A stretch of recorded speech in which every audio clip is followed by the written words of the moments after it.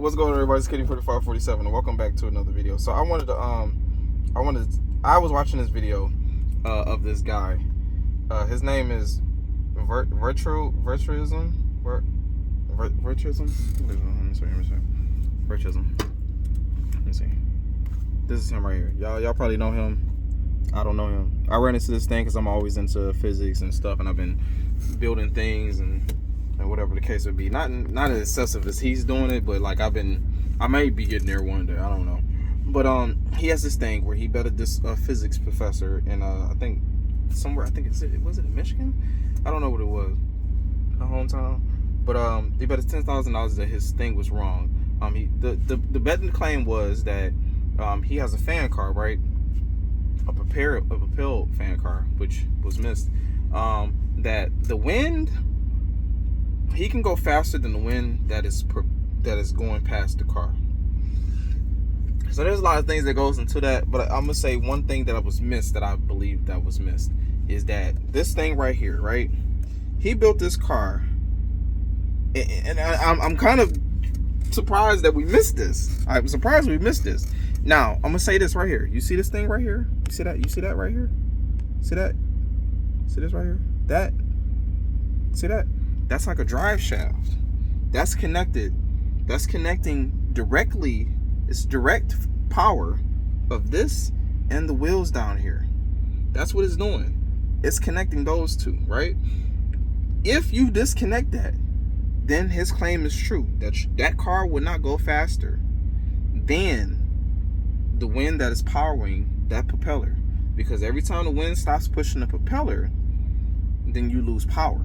But if you connect both of those, now you have where the car itself spins to propeller on top of the wind powering the car. You have two sources of power. I think three if you've done it right.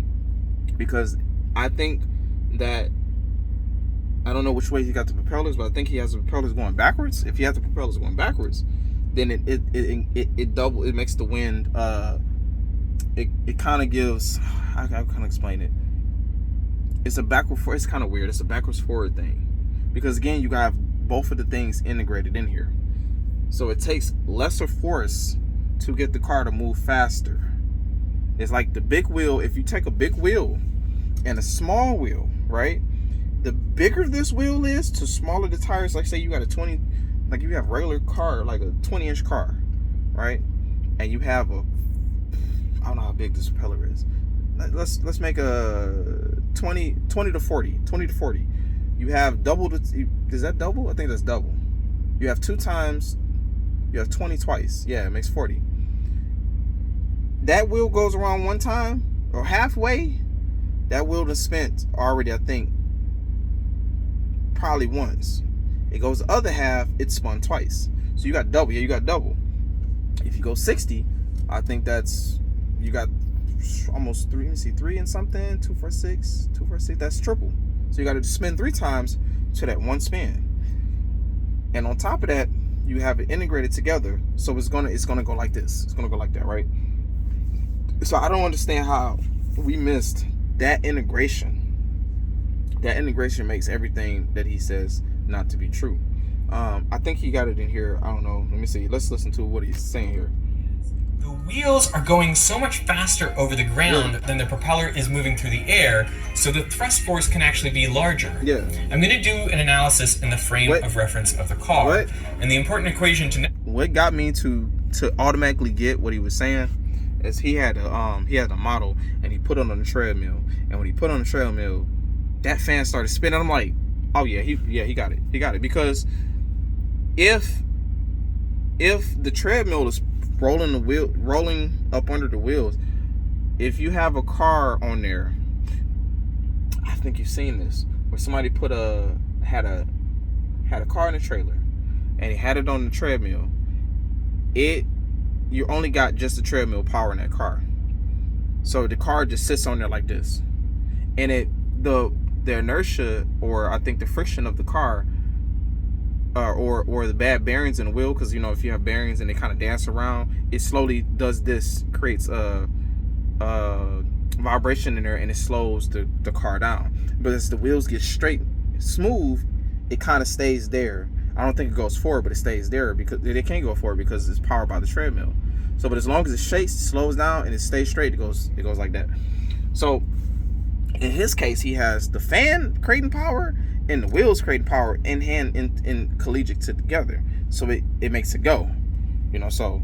O is power equals force times velocity. Yeah. So at the wheels, So you got this. power is input into the system by the ground moving underneath the car. Mm-hmm. The power generated is the force of the ground on the wheels times the velocity of the car. Look at this. At the Cool shit. propeller, work is done on the air as the propeller pushes it He has two backwards. sources of power. The power out equals the force of the prop on the air Crazy. times the speed of the car minus the speed of the wind. The prop is going slower through the air due to the tailwind. And if we assume no losses, then the power in at the wheels equals the power out at the propeller. Yeah. From this equation, we can see that Got a the PT. force at the propeller will be greater than the force at the wheels. And since the propeller is pushing air back, the air applies an equal and opposite force forward on the prop. Yep. This is the thrust force, which will be greater than the backwards force on the wheels. Yep. So this car works like a lever or a pulley. Yeah. By applying a small force to the wheels over a larger That's it. distance, Yeah, here you go. the propeller can apply a larger force over a smaller distance. This is just like when you're riding a bike going uphill. Yeah, that's you what move yes, the pedals yes. fast, but with smaller force, Yeah. to make the wheels move slower over the ground, that's good. but with a bigger force. But now we've run into the divide by zero problem that Professor understand Kosenko what warned that us is. about. When the speed of the car is exactly equal to the speed of the wind, it seems like the propeller can provide infinite force. That can't be right, can it? I mean, is our analysis flawed? And the answer is no, for two reasons. First of all, this is exactly what you'd expect, theoretically, with any lever or pulley. If one arm of the lever is zero, then you can lift an infinite weight with any amount of force on the other side. The catch is, its displacement will be zero. Yeah. Second of all, in practice, there is a propeller efficiency term that is ill-defined when the propeller is not moving through the air. There's a better formula for the prop efficiency, which is well defined in the zero airspeed limit. It makes an algebraic mess, but it's perfectly well defined. And then the divide by zero problem is eliminated. But that equation makes the problem look more complicated than it actually is. Yeah, that's what You I'm don't saying. actually need aerodynamics. Here I have I ain't gonna lie. That what he just did there, I was like, I'm confused. Like, what are you talking about? Like, I understood what I don't get the understanding. If anybody can explain in the comments below, I don't understand what equation was zero. What was the zero?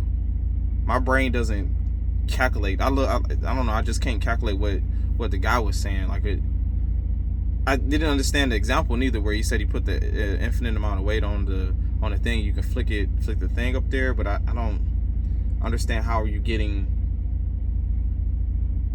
It just looked like you had a board wedge in between the weight, and you could flick the board around. But I don't know. I guess what he's saying is you can't move that weight because I don't know. Anyway, we're gonna keep going. little cart with a big wheel that rolls on two smaller spools. And what I'm going to show is that when you have two media moving relative to one another, well then, if this car is in contact with both media, it can actually move faster than their relative velocity. So as I push the board to the right, you can see that the car goes down the board faster than the board is moving. If you look carefully, you'll see that the big wheel isn't turning the way that the board is pushing it. It's actually rotating in the opposite direction. Shit. I lost That's it. just like the propeller on Blackbird, which pushes back against the There you go, air, there you go, and there you that's go. how it's able to go faster than the wind downwind. Now you can build one of these cars for yourself at home, Oh, he has it on or two you can things. build a model This is what I'm downwind saying. cart. When I seen him put that thing I on, told you Zyla was determined. Yep, I'm gonna make the claim on camera. I think it's gonna work this time. We're changing the propeller. It has to work before we get kicked out of the treadmill store. That's right crazy. now, you are. That's crazy. So that's the spin. See there? No wind. There's no wind. Does it work? It totally works. Amazing. Oh my god, it's so good. her fourth version of the cart works spectacularly, and it was designed to be replicated by anyone using just a 3D printer and a simple list of materials. She explains how to build it with more details on the engineering process on a video over on her channel, so go check it out. Hold on. Gearing. There's gearing. There's gearing there, which spins. See, there's no wind to spin this. So when the propeller starts to spin, it creates its own power, which outruns the treadmill. That automatically there's no wind in this.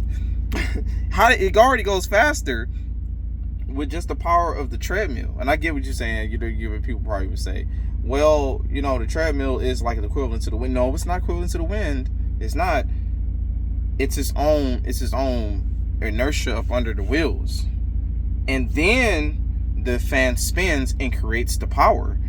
And then let's say if you had a treadmill under the thing and the wind is blowing, if you had a fan at the end of that, if you put a fan in front of the treadmill to blow hard as ever, like one of them big industrial fans, and then he gets his spin, and then he puts it on the treadmill, that thing gonna go. That thing will go, because you added two sources of power to it already, which is crazy.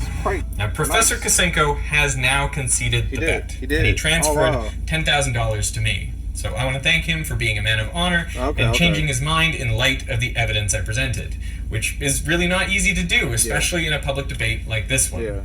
Now, I do not want to keep the money. I want to invest it in science communication. So I'm holding a 1-minute video competition. I'll be awarded. Yeah, that's crazy. That's why I was like, how did they miss that? Like, that's quite fascinating, man. I've always been a science person and physics, and I just got into the electrical side of things because I've been building systems for a minute, subwoofer systems, but I did it based on, I was pretty much like a go along, get along. It was something, it was equation set, it was a problem here. You do this math, you do it like this, and this is how you do it. You're gonna get results. And it's like, okay, cool.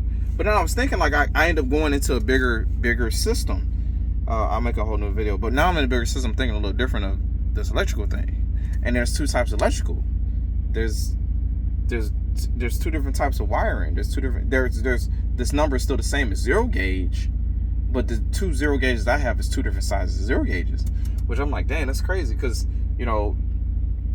common sense and logic comes in. It's like, no, you can't go with your common sense and logic. You got to go based off the equation and this and whatever. And I'm like, well, that's more to it than that. Like, and if you need people with mindsets like this who is willing to think a little bit, not to think stupid and be like, well, I'm going to go against the engineering. But it's like, well, I take what you're saying, but like, we're missing one thing. I want to add to the engineering. I'm not taking away. I'm like, well, if you take this away, you get this a little faster.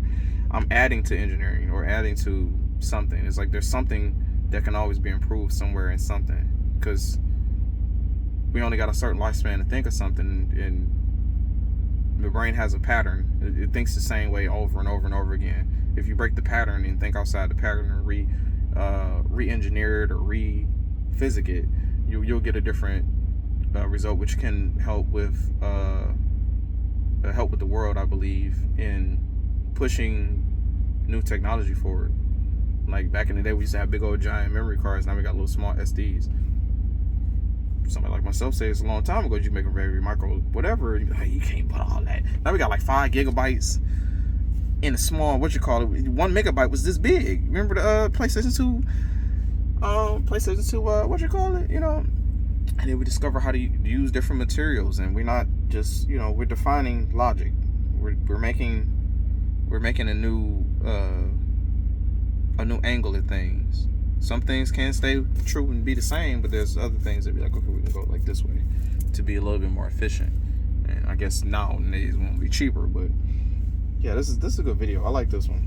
That was cool. I was like, oh, they got the little family. But they had literally a whole hour of me sitting around looking at this, thinking, I'm like, man, like. But yeah, rant's over. All right, have a good day, y'all.